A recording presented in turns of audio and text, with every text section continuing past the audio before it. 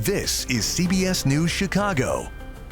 Good morning, everyone. It is 9 o'clock. I'm Marissa Perlman in for Dana Kozlov this morning. And I'm Jackie Kostek in for Audrina. Thanks so much for sticking with us here at 9 o'clock. Let's start with a live look outside where we are in weather alert mode as we're in for a day of rain and storms. And Mayday rallies around the world today. We're live in Union Park where a large demonstration is about to get underway.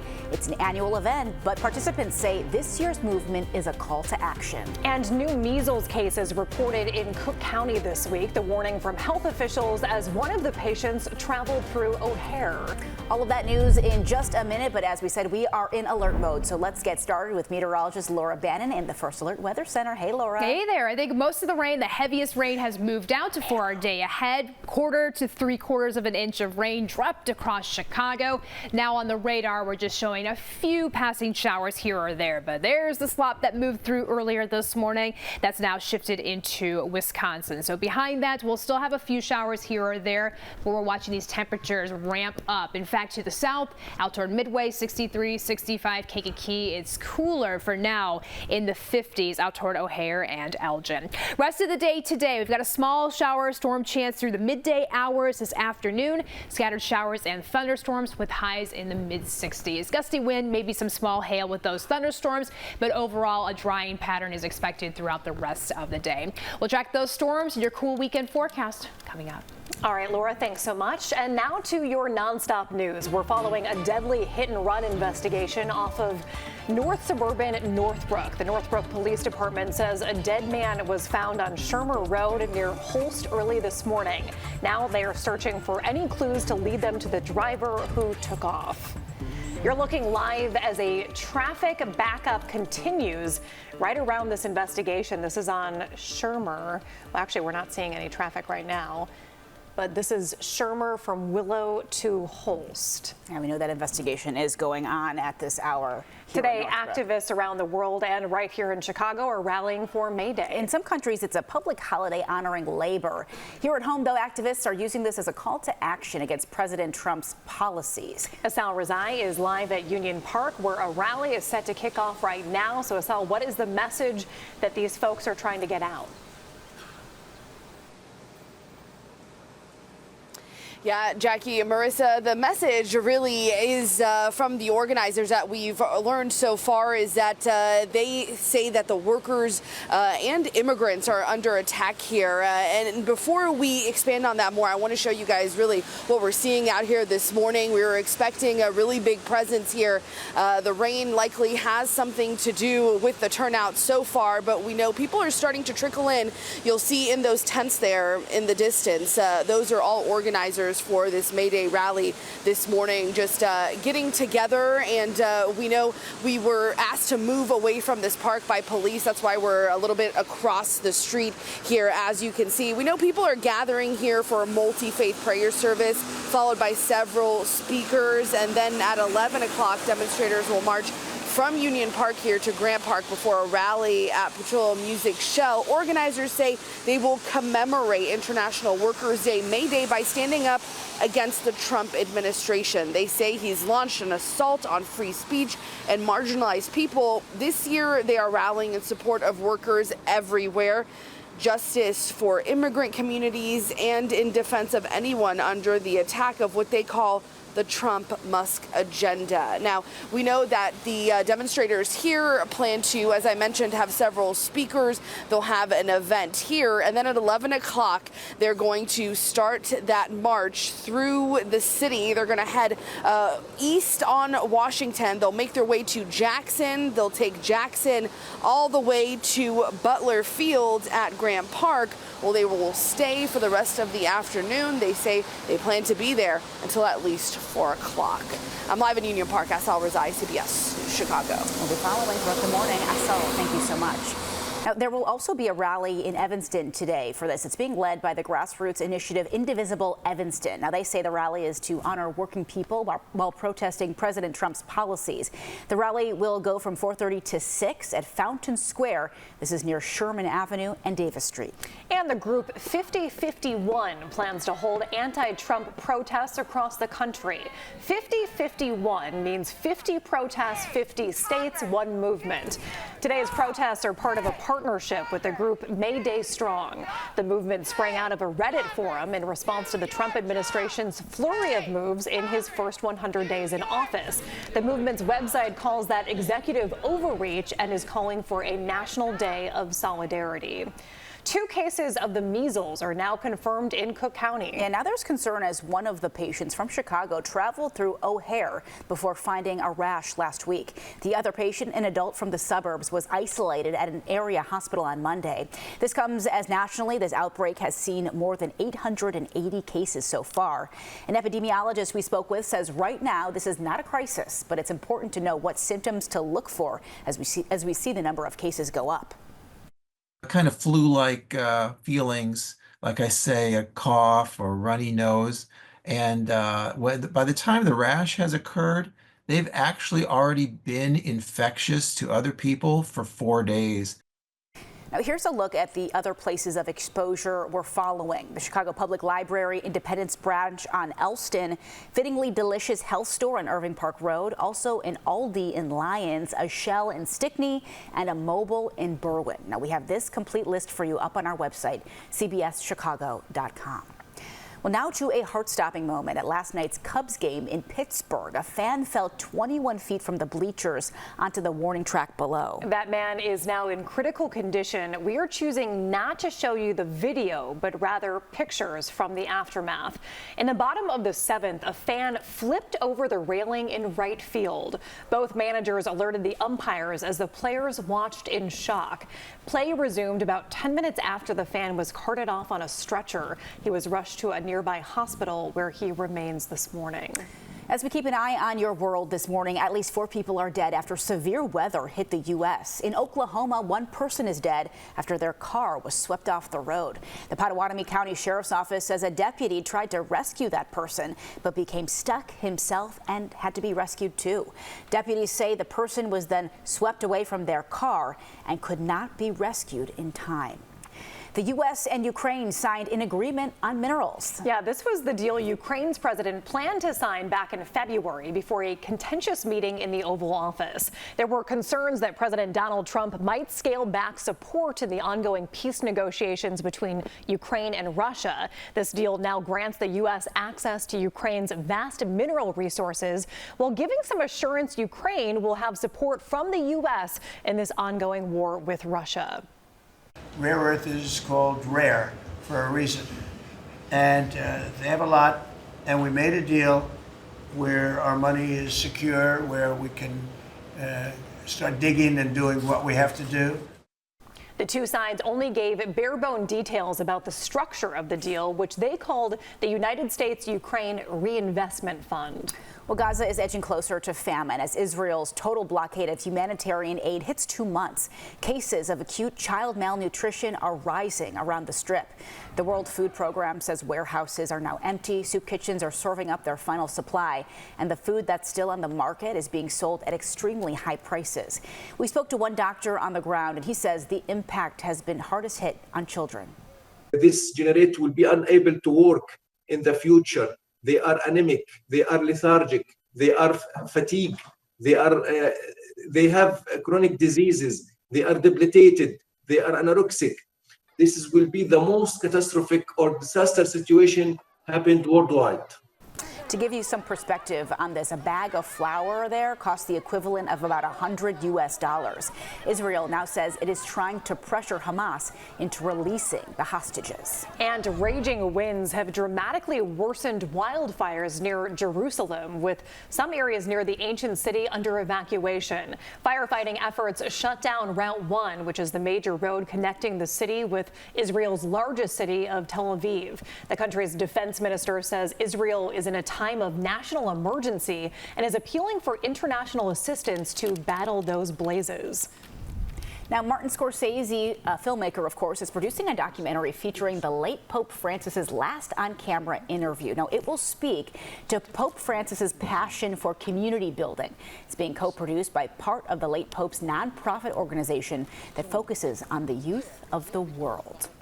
Broadway's biggest award show, the Tonys, is next month, and this morning we're getting a look at all of the nominations. They were unveiled right here on CBS Mornings, and we will share those highlights next. And Special Olympics bringing the spring games to Chicago today. We're live at Soldier Field, where the opening ceremony is set to take place in just a few moments from now, and it's been held there for 50 years. And we remain in weather alert mode as we've got some more thunderstorms here this afternoon. Timing it out hour by hour coming up. Welcome back, everyone. The 2025 Tony Awards are about a month away now, and earlier CBS Mornings unveiled the list of nominees. Tony Award winners Sarah Paulson and Wendell Pierce joined Gail, Nate, and Tony for that big announcement. The nominees for the best performance of an actor in a leading role in a play are... Good night and good luck. Yeah, some of the nominees include George Clooney for Best Performance by an Actor in a Leading Role in the play Good Night and Good Luck. Audra McDonald for Best Performance by an Actress in a Leading Role in the musical Gypsy. John Proctor is the Villain is nominated for Best Play. And you can see the full list of nominees on our website right now at cbschicago.com. This year's Tonys are on Sunday, June 8th, and you can watch them live on CBS. So exciting every year. It sure is. Well, the Special Olympics is holding its annual spring games, and the competition is coming to Chicago next week. Can't wait. There's an opening ceremony happening at Soldier Field today to kick things off, and the Chicago Park District is hosting. So joining us now is Michael Benavente, who is the Special Olympics manager for the Chicago Park District. So Michael, good morning to you. Thanks so much for joining us. Thank you. Things are getting started in just about 30 minutes from now for the 57th annual opening ceremony. So what is this celebration all about? It's more of a pep rally to get these guys excited for their competition next week. The games start Monday, as we've been talking about all morning long. What types of competition will we see some of these athletes participating in? For those who aren't familiar with how this all works. It's track and field events. It's 50-meter races, 100-meter races, up to 800. We'll have relay, shot put, some wheelchair races, what we call assisted races, with devices, whether that be canes or walkers and things like that. I wish I didn't have to ask this, Michael, but because of today's weather forecast, are there any contingency plans if a storm does happen to roll through while you have so many folks out there at Soldier Field?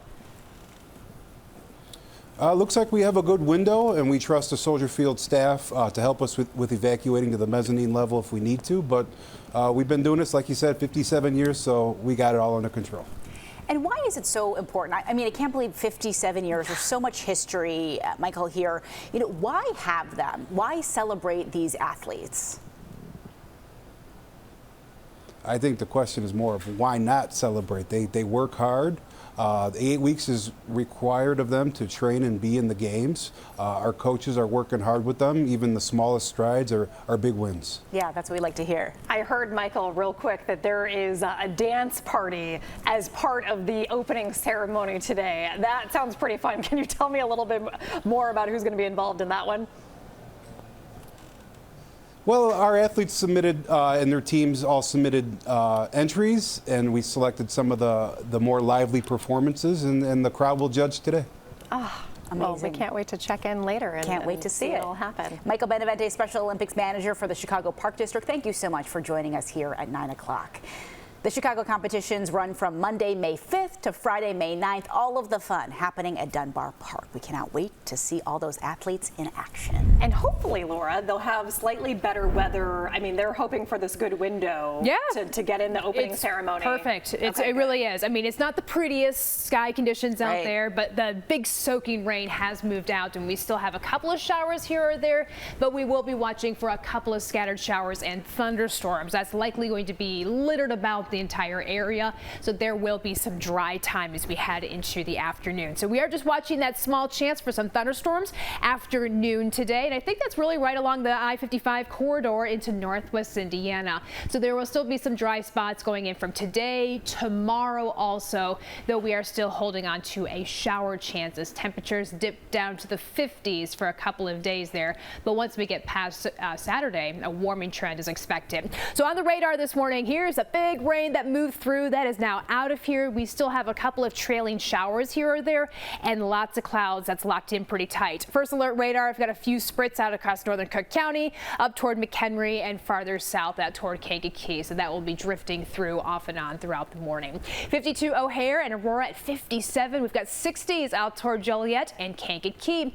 So widely scattered showers, some thunderstorms bubbling up by noon, 1 o'clock. That takes us until about 4 or 5 here this evening, and then overnight tonight still have a small chance at a passing shower or two, but overall the trend will be for some drying skies through the overnight, at least for the front half of Friday. Another batch for rain coming through late Friday into the nighttime hours. 65 degrees here today, breezy conditions between 15 and 20. We still have that breeze going into tonight. 49 degrees as those shower chances taper off, not down to 0 just yet, but we do hold on for that chance for rain on Friday. Dry weekend skies on Saturday, small rain chance on Sunday, 60s, mid 60s through Sunday and Monday, and then we reach the 70s by next Tuesday and Wednesday.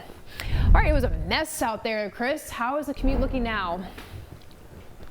Well, it's a little bit less of a mess, but it's still okay. It's still a mess because it's still wet out there, even though the rain stopped in a lot of spots there. But boy, did we have a challenging morning. Some of the challenges are continuing right now.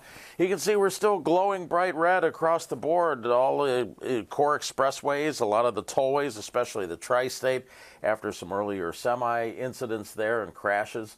We even had an incident up on the Union Pacific North line of Metro. It's now running with delays. Trains were stopped inbound and outbound after somebody was up on the right-of-way there at Peterson and Ravenswood. So the police had to kind of get a handle on that, get that individual out of there. Trains are running again, but with some fairly substantial delays. You heard us all out there by Union Park. Mayday rallies in the march today. Expect traffic control and rolling street closures along parts of Washington and Morgan and Jackson, basically going between Union Park and Grant Park with a stop over at Federal Plaza there. The march begins at 11 a.m. this morning, and then everybody will be gathering again en masse, not only at Federal Plaza, but in Grant Park from 2 to 4. That's expected to be the wrap-up time there. We'll see how the weather affects all of that. Here's a little bit closer view of your core expressways, especially the tri-state, anywhere from O'Hare all the way down to Alsip and Worth. It looks absolutely awful. Speaking of Alsip, we've got ourselves an issue here. Utility repairs. Looks like a water main has burst. So southbound Pulaski is now closed off from 127th to 135th. But fortunately, Kedzie isn't too terribly far away. You can go ahead and use that instead. It's a wet day, and it's going to take extra time to get where you're going, so plan ahead. Chris Habermill, CBS News Chicago. Chris, thanks so much. It was an interview shutdown that went viral. Now Bill Belichick is responding after his girlfriend stopped a question around their relationship. Good morning, I'm Darius Johnson, joining you in a 1,000 square foot state-of-the-art kitchen here at the Lake Forest Showhouse and Design all throughout the month of May. Joining me is George with Ablaze Designs. George, talk to me really briefly about this beautiful kitchen. Yeah, so this space comprises 3 spaces. It comprises the messy kitchen, a walk-in pantry, and the main kitchen. This is our showstopper, right? We've got state-of-the-art fixtures in here, and of course, we got our solid surface from Cosentino. It is scratch resistant, stain resistant, of course the most important, it's heat resistant. We've got some fun automated features like the faucet, if you put your hand there, completely touchless, as well as a lot of hidden surprises in here, including that walk-in pantry that has actually a built-in phone charger right inside of the countertop. We've got pocket door cabinets, and of course some of our natural elements include live walls from Vagabond Botanicals. So lots of great stuff to see here at the show house. Perfect, thank you. We will see you guys later this hour. North Carolina head football coach Bill Belichick is now defending his girlfriend after an interview with CBS Sunday Morning. Yeah, here's the moment during the interview that's been causing quite the controversy. How did you guys meet? Not talking about this. No? No. You can hear 24-year-old Jordan Hudson shutting down a question about how she met 73-year-old Belichick. He sat down with CBS Sunday Morning to discuss his upcoming book. Belichick now claims CBS did not honor the expectations set for the interview and says Hudson stepped in to get the conversation back on track. CBS says Belichick agreed to a wide-ranging interview with no preconditions or limitations. In the meantime, former Vice President Kamala Harris returned to the national stage last night in San Francisco. This was her first major speech since losing the presidential election to Donald Trump. The speech comes on the heels of Trump's 100th day in office. Harris gave the keynote address at the 20th anniversary gala for Emerge America. She took aim at Trump's immigration crackdown and institution of tariffs. She also warned his conflict with the courts were moving the nation toward a constitutional crisis. Instead of an administration working to advance America's highest ideals, we are witnessing the wholesale abandonment of those ideals.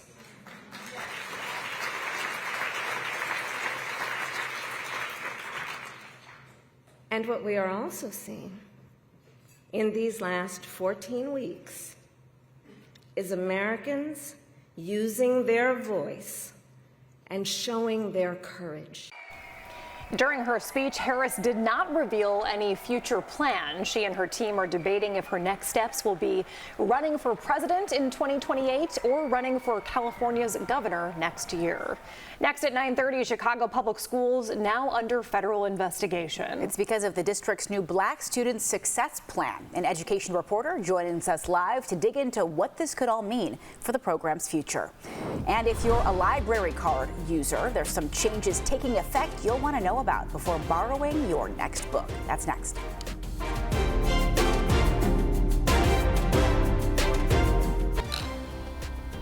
This is CBS News Chicago.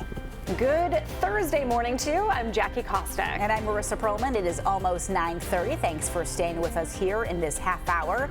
We are in for a gloomy day with waves of rain and storms expected throughout the day. This is video of a rainy Soldier Field right now as Special Olympics Chicago gets ready for their opening ceremony today, happening in just about a half hour. But hopefully this little bit of rain right now moves through before that opening ceremony can take place. Let's check in with meteorologist Laura Bannon. Laura, what are they looking like? Yeah, we've got lots of clouds and a few showers here or there, but not as wet from earlier this morning when we had that big soaking rain come through. Now, temperatures were ranging anywhere from the 50s to 60s. Out toward Joliet, it's 66. We have 47 Waukegan, have some rain in that direction, and out toward Aurora, where it's 57. Few brief showers here or there, but there's all that rain from earlier this morning that's shifted into Wisconsin. Behind that, we do get some scattered showers and some thunderstorms. So I do expect some dry time from now until the afternoon, but we may pop a couple of thunderstorms. 65 degrees, a shower chance on Friday, and heading into the weekend. Temperature wise, we'll be cooling down near 60 on Friday, 56 degrees on Saturday. I've got a nice warming trend with some spring-like temperatures ahead in your first alert forecast. We'll talk more in detail about that coming up soon. All right, Laura, thanks so much. And right now, a multi-faith prayer is being held ahead of a planned Mayday rally. This is a live look at Union Park. The day is meant to honor workers in the U.S. Activists are using today as a call to action against President Donald Trump's policies. The day is also considered International Workers' Day. This is video out of Rome, where people gather to protest for labor rights. That includes a parade and speakers. The day is recognized as a bank holiday there. The first celebration was held in the 1800s. New developments in the plan to set curfew rules in Chicago to crack down on large teen gatherings. Yeah, the alderman behind it thought he had the votes, but that decision has now been pushed. The proposed curfew ordinance sparked more than 5 hours of debate in the Public Safety Committee. Now, if approved, the ordinance allows for a snap curfew if police believe a large group poses a public safety risk. This means minors have 30 minutes to clear out or be picked up, facing $250 fines and community service. Some critics cite concerns over legality, cost, and the effects for minority communities. Others suggest another approach with more focus on preventative outreach and outlets for teens. You can't tell kids what not to do without giving them something to do. You have to work on prevention, not just reaction and intervention. Whether it's a basketball league or whether it's a park district program, whatever it is, I say yes to that. We can do that. And now it's their turn to say yes to a law enforcement tool that the police tell us they need. Alderman Brian Hopkins says he will try for a vote next week on the proposed curfew ordinance. In the meantime, a settlement was reached yesterday between the city of Chicago and the Mendez family, whose home was wrongly raided by Chicago police. The settlement comes in the midst of an emotional trial where the family testified officers pointed guns at them, leaving them traumatized to this day. The settlement amount is confidential, pending approval from City Council. Thousands came out to honor the 4 students who were killed in an after-school camp in downstate Chatham. Strength is understanding the entire community needs us. Mourners filled the stands at the Glenwood High School football stadium. The victims include an 18-year-old, an 8-year-old, and 2 7-year-old girls. They died when a car crashed into an after-school camp on Monday. 6 other children were injured as well. We can honor and remember them with how we live. We honor them in all we do, and we can honor and remember them in how we treat others. It's not clear what caused the driver to crash. She has not been charged, as toxicology reports are still pending. In-person classes in that district are set to resume tomorrow, with extra counselors and therapy dogs available for students. The Chicago Public Library says it's making some big changes today to prioritize people who live in the city. As of today, e-cards will no longer be issued. Some users will still have access until the beginning of August. But after that, people will need a full access library card or a temporary card. Anyone with an e-card can upgrade it at any library branch. The library is also removing expiration dates for full access library cards too. Now, digital borrowing limits are also changing today. This change is because of the high costs of digital licenses. Now on the digital distributor Overdrive, users will have a limit of 10 checkouts and 5 holds. Before, it was 15 checkouts and 12 holds. On the other distributor, called Hoopla, users have 5 checkouts per month instead of 8. Well, the U.S. Department of Education has launched an investigation into Chicago public schools over its Black Student Success Program. Yeah, we told you about this yesterday. The plan was created with the goal of addressing long-standing racial inequities that have historically affected achievement outcomes for Black students. A group of parents are now alleging that the plan discriminates against students of other races, making that argument under Title VI of the Civil Rights Act. So joining us now to dig into all of this is Becky Vivi, a reporter for Chalk Beat Chicago, which is a nonprofit news organization covering education. Becky, thank you so much for taking the time to be with us this morning. Thank you so much for having me. So this Black Student Success Plan was just unveiled back in February. Can you explain a little bit more about the specifics of the plan and the goals that CPS had set? So the plan itself was under development starting back at the end of 2023. And yes, it wasn't unveiled in February. And it includes a series of plans, goals that align with the 5-year strategic plan. So they're saying, in addition to all of the things in our strategic plan, we want to focus on hiring more Black teachers, reducing suspensions and expulsions among Black students. They have been found over many, many years to be disproportionately impacted by harsh discipline, and also prioritize culturally relevant curriculum for people, for all students, but in particular, teaching Black history and culture in our classrooms for students. Was the rollout of this plan kept a little bit quiet because the CPS could have been anticipating the federal investigation? Well, like I said, it was under development for many months, and I think that the plan was going to be rolled out in the spring of this year anyway.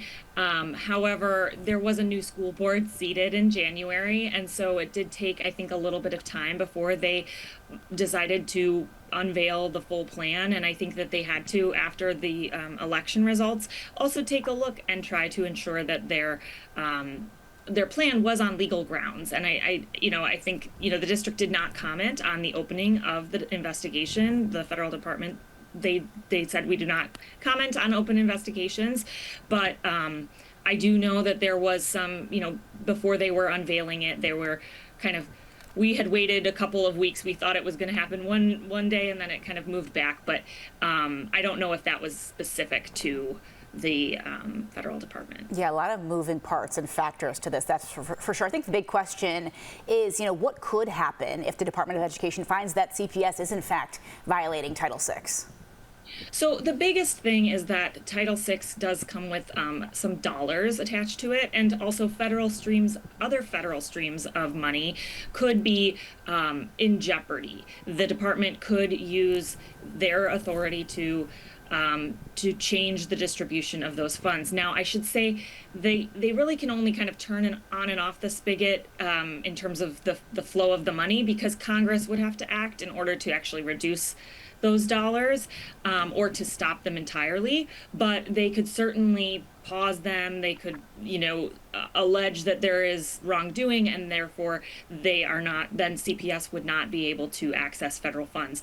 We know, having talked to the mayor himself, that if that were to happen, that the city would look at a lawsuit against the administration, declaring that unfair or wrong. Very interesting, and a lot to come with this, I think. We'll be following 100%. Very closely. Becky, thank you so much for your reporting and for sharing a little bit about that with us this morning. Becky Vivi with Jock Pete Chicago. Thanks again. Thank you for having me.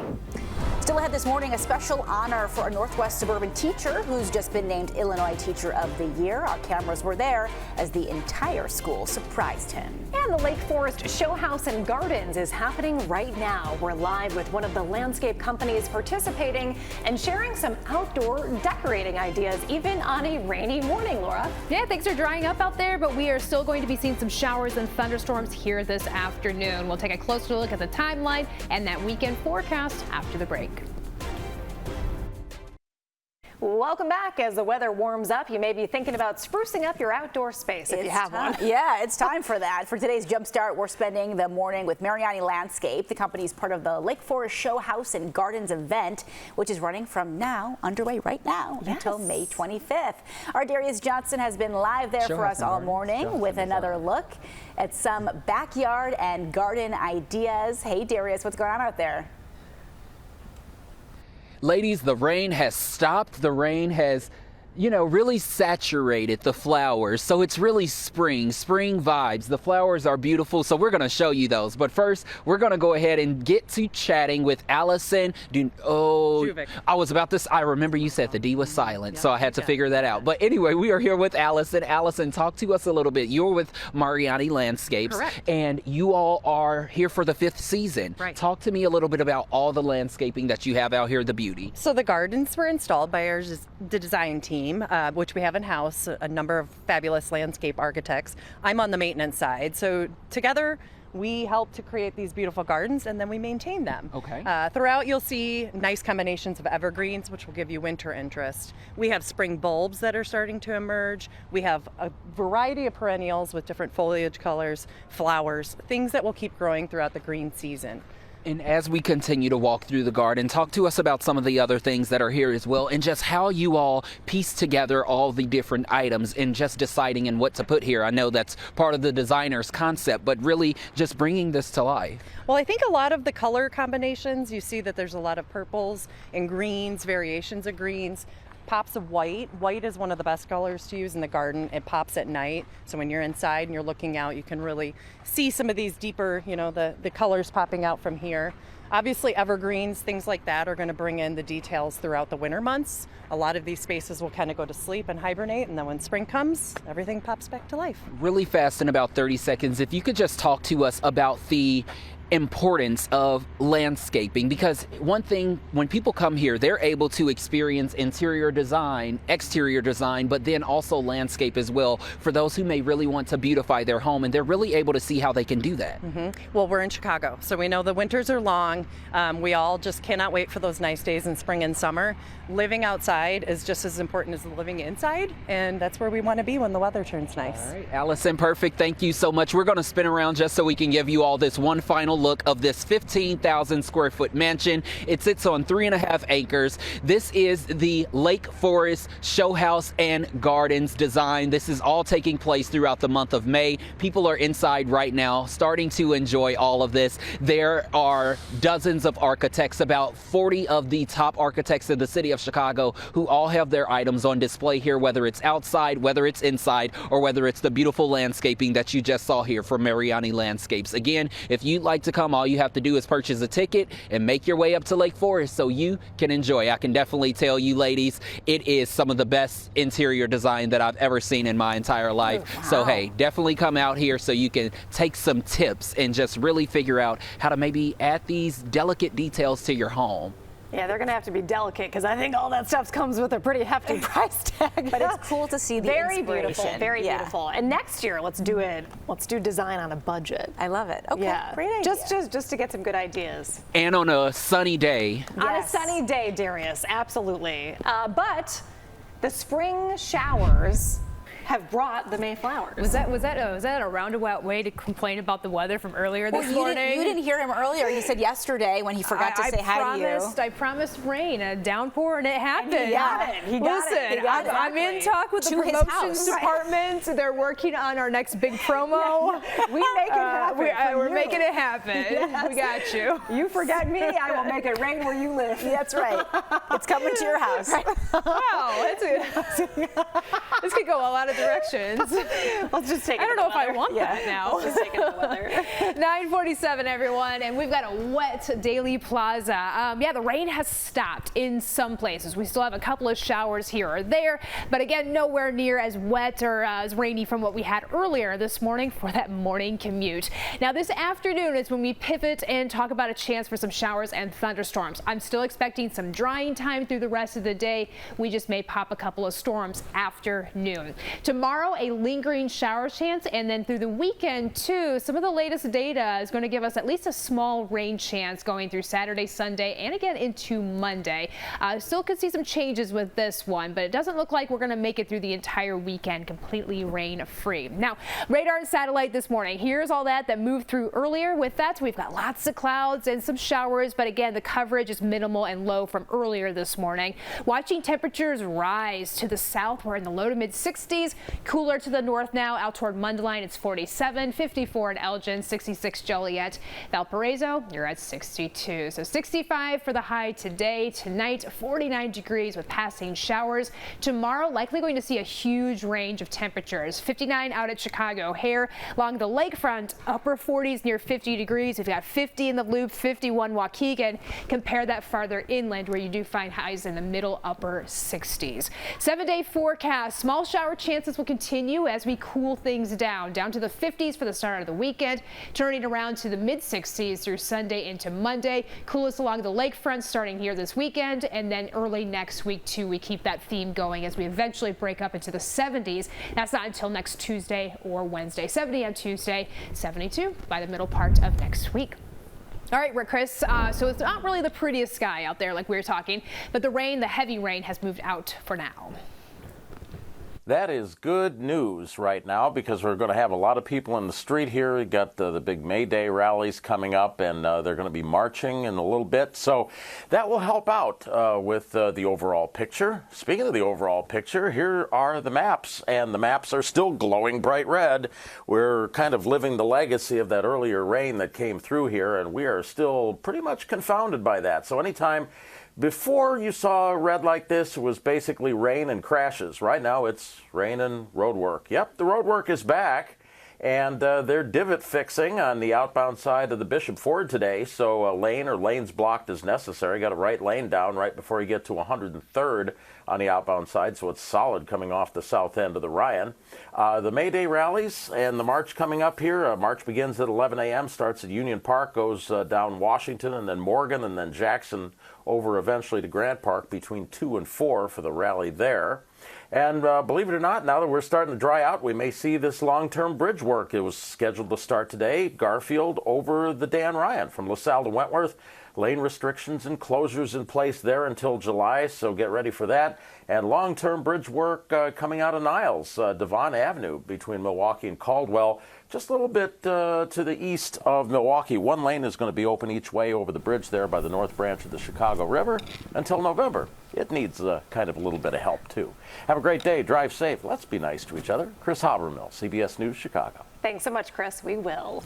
Right now, Illuminati's needs your help finding special teachers in Chicago to win free pizza for a year. With Teacher Appreciation Week next week, the Chicago chain is looking to celebrate local teachers for their hard work in the classroom. The nomination process runs from now until next Friday. 70 total teachers will be recognized. The top 10 will win free pizza for a year and a $250 classroom pizza party. The kids are going to be excited about that.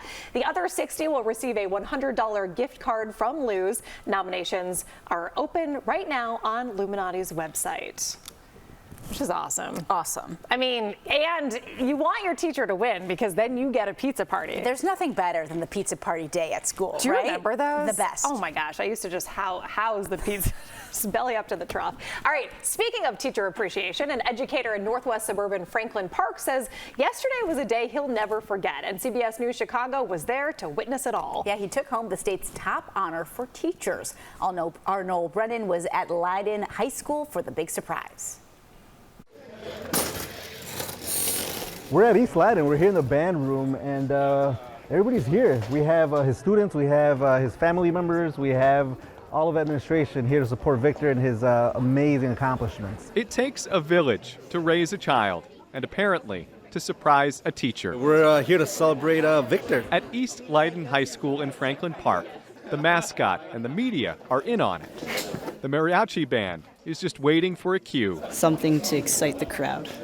This is another way for him to validate what he's doing for his students, so extremely happy for him. Assistant Principal Jorge Sanchez. A little nervous, you know. Plays a key role in a ruse. Today I'm the guy. He's the guy who leads an unsuspecting science teacher into the surprise of his career. Victor Gomez now knows he's the 2025 Illinois Teacher of the Year. It is a joy to have you as a teacher, a colleague, and a leader. Victor teaches in English and Spanish. He helped develop the school's first bilingual class in chemistry. He understands that students can bring their full selves into the classroom, their hopes, their fears, their identities, and their experiences. Students who were in on the surprise gush with gratitude for Mr. Gomez. You are a teacher I will never forget. Muchas gracias por todo. Estoy muy agradecido con usted. As the Illinois Teacher of the Year, Victor will start a one-year state-funded sabbatical in July. And he already has plans to keep busy. I have a mission to ensure that bilingual students have the opportunities to follow STEM pathways. He plans to visit other schools and help mentor future bilingual teachers. I'm very grateful that I'm being given this opportunity to do this. It takes a village to raise a child, but just one teacher to inspire. He's the best teacher. Yeah, he's the best. Noel Brennan, CBS News, Chicago. Our thanks to Noel. Victor Gomez is now eligible for the National Teacher of the Year Award, and this would allow him to travel the country, really advocate for his students, and do a lot of good work. Though we were saying earlier, his students are going to miss him, right? I know. It's so amazing that he'll have more exposure and get to sort of live out this other passion of his to advocate for more Spanish-speaking programs in schools. But they're going to miss him. They're going to miss him. What an amazing. But he'll be back. He'll be back. All right, and we will be back right after the break. Welcome back. Here's a look at the stories we are keeping an eye on today. Yeah, we're following a deadly hit-and-run investigation out of north suburban Northbrook. The Northbrook Police Department says a man was found on Shermer Road near Holst early this morning. Now they're searching for any clues to lead them to the driver who took off. We want to go down to a special report out of Washington. News special report. I'm Tony DeCopel in New York, and we are coming on because sources tell CBS News that President Trump has fired his national security advisor, Michael Waltz. This happened just a short time ago. You, of course, remember that name because it was Waltz who started a Signal group chat in March. This is a non-government approved app called Signal, and that chat included operational plans for U.S. strikes on Yemen. In that chat, 18 other participants, Vice President J.D. Vance, Defense Secretary Pete Hegseth, and very notably, Atlantic Magazine editor-in-chief Jeffrey Goldberg. We're going to go now to CBS News senior White House reporter Jennifer Jacobs. This is her reporting. She's at the White House for us. She's been covering it. Jennifer, a month ago, this did not seem to be in the works, and now here it is. What do we know? Right. What I'm told is that both the National Security Advisor Mike Waltz and his deputy Alex Wong will be leaving their jobs, and it could happen as soon as today. I'm told that the president's chief of staff, Susie Wiles, is handling some of these conversations today. It's not yet clear exactly why. We know that the signal situation did happen. The president wasn't happy with that originally, partly because he had questions about why his national security advisor had the phone number of a reporter in his cell phone. It was a reporter that the president doesn't particularly like or trust. So that was the initial cause of the president's angst over this. There have also been criticisms from conservative outlets, from conservative influencers about who Mike Waltz put on his national security team. Remember, we reported a few weeks ago that some people had been pushed out of the National Security Council and others were supposed to have been ousted. There's been some discussions about that and some criticisms about that, but we just don't know exactly what the president's thinking is on this or why he is leaving or being pushed out today, but we do know that that decision has been made. Today is the day. Jennifer Jacobs, thank you very much. Appreciate that. Also in Washington for us is Face the Nation moderator and chief foreign affairs correspondent Margaret Brennan, who joins us now. Margaret, Mike Waltz, a 27-year veteran of the U.S. Army, former Green Beret, 4 Bronze Stars, 2 for Valor. He had qualifications for this job, unlike some other Trump appointees, and now he's out. Why now? What do we know? Well, it is interesting in this reporting by Jennifer Jacobs and our Arden Farhi to establish that he will be on his way out, along with his deputy, Alex Wong, another individual with really solid, traditionally conservative credentials, particularly when it comes to the national security space, with a history working specifically on the issue of North Korea. In Alex Wong's case, he is the deputy. He was accused in fairly racist terms of certain lack of loyalty, some really shocking allegations by conservative commentators that you heard Jennifer Jacobs make reference to there.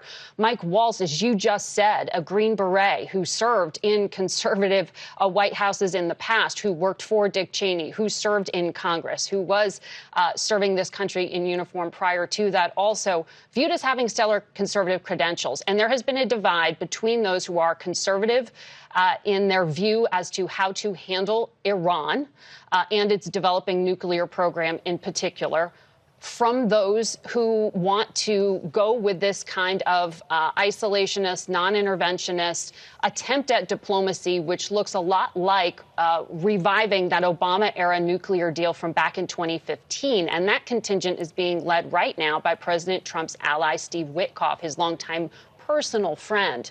And that personal friend is also at the tip of the spear when it comes to all active diplomacy right now, when it comes to Russia and Ukraine, when it comes to Iran, when it comes to Gaza. He also does not have that background in intelligence, military, or national security space. And that has been the point of criticism from some.